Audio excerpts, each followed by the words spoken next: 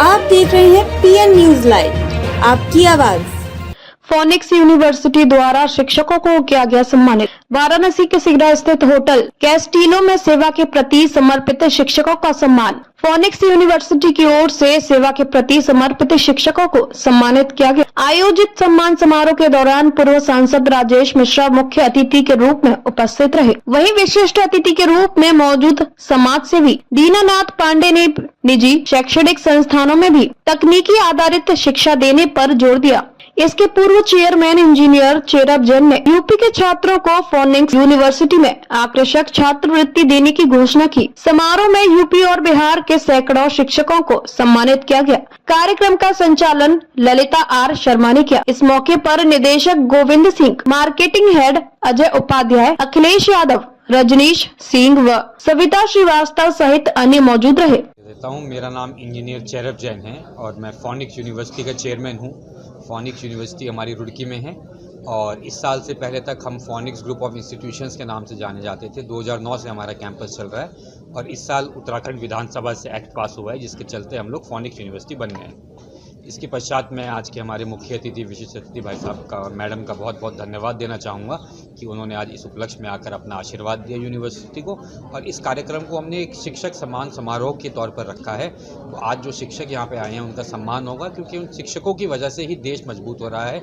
वही देश की नींव रख रहे हैं, वही विद्यार्थियों को आगे पढ़ा रहे हैं। तो इस कार्य को थोड़ा सा आगे बढ़ाते हुए हम भी अपना प्रयास कर रहे हैं यूनिवर्सिटी के माध्यम से कि इस देश को जितना मजबूत कर पाए इसके युवाओं के हाथों से, युवाओं में जितनी ज़्यादा हम ट्रेन मैन पावर बना पाएँ, जितना उनको ट्रेन कर पाएँ कि वो देश के काम आ पाए, उस तरीके से हम यूनिवर्सिटी को आगे रन कर रहे हैं।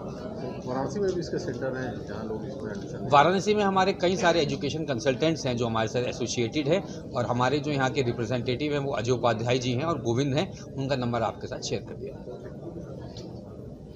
का काम अपने जिम्मे है।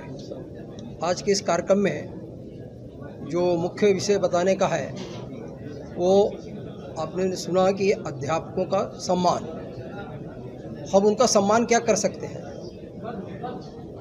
जिनके द्वारा हम शिक्षित हो रहे हैं, उनको हम सम्मान नहीं, हम एक तरह से आभार व्यक्त कर पा रहे हैं और नाम उनको हम सम्मान का दे रहे हैं। हम आभारी हैं ऐसे शिक्षकों का और समाज भी शिक्षक के प्रति जो सम्मान कभी हुआ करता था उनको, उनकी दायित्व, उनकी प्रेरणा ऐसे नीचे भी आए, आगे आने वाली पीढ़ी को वो प्रेरित कर सके समाज काम के लिए, राष्ट्र काम के लिए। नहीं तो केवल व्यक्तिगत पड़ा हुआ है तो शिक्षा व्यक्तिगत न हो करके सर्वमुखी हो, ऐसी हमारी शुभकामना। और इस जिस निमित्त यहाँ हम सब आए हैं, ऐसे अपनी फोनिक यूनिवर्सिटी के लिए शुभकामना आगे बढ़े और इस प्रकार से लोगों को प्रोत्साहित भी करते रहें शिक्षा के प्रति। ऐसी अपनी हम तीनों लोगों की शुभकामना है। शर्मा जी बैठी हैं, भाई साहब दीनदयाल जी बैठे हैं, मैं बैठा हूँ। आप इस यूनिवर्सिटी के चेयरमैन हैं।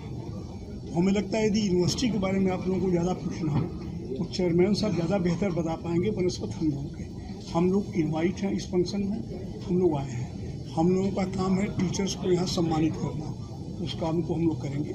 यूनिवर्सिटी की फंक्शनिंग कैसी है, यूनिवर्सिटी कैसा काम कर रही है, यूनिवर्सिटी का यंग जनरेशन में क्या रिस्पांस है लोगों में, हमें लगता है कि सबसे बेहतर आप ही बता पाएंगे क्योंकि यूनिवर्सिटी को आप संचालित करते हैं, इसलिए आप बता पाएंगे। आप उन लोगों को क्या संदेश देना चाहेंगे?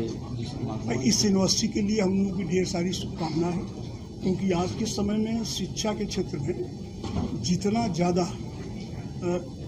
अलग अलग कैटेगरीज की शिक्षा दी जाएगी, हमें लगता है समाज को उससे उतना ही ज़्यादा फायदा होता है। और बिना शिक्षा के तो समाज ही अधूरा है। मैं तो मानता हूँ कि जब तक एजुकेशन किसी बच्चे में पूरी एजुकेशन न हो तो वो बच्चा अधूरा है। हम लोग राजनीति करते हैं, मैं राजनीति में भी देखता हूँ कि तमाम सारे विधायक, सांसद, मैं हर सदन का मेंबर रहा हूँ, मैं देखता हूँ तमाम सारे ऐसे लोग हैं जो विधायक, सांसद, जनप्रतिनिधि हो जाते हैं लेकिन शिक्षित नहीं होते। और शिक्षित न होने का रिजल्ट ये होता है कि सदन के अंदर जो उनका परफॉर्मेंस होना चाहिए जिस तरह जनता की आवाज़ को सदन के में सरकार के सामने रखना चाहिए, वो लोग बहुत सारे लोग नहीं रख पाते। मैं किसी को क्रिटिसाइज नहीं कर रहा हूँ, लेकिन एजुकेशन का महत्व क्या है इसलिए मैं समझा रहा हूँ।